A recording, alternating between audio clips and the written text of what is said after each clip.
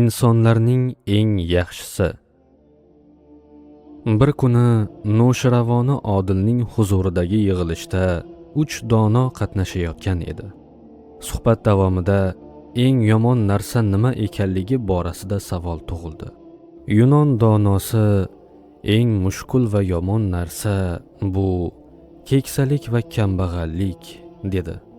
Hind donosi eng mushkul va yomon narsa bu dard va g'amdir dedi.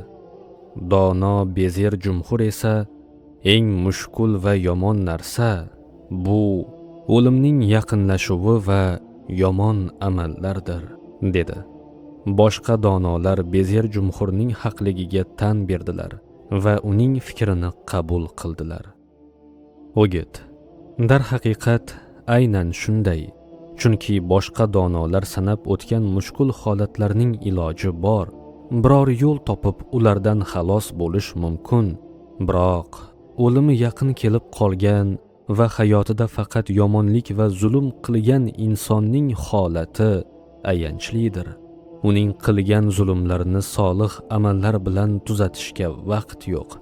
Agar uning yomon amallaridan biri iymonsizlik bo'lsa, bundan umuman najot yo'q.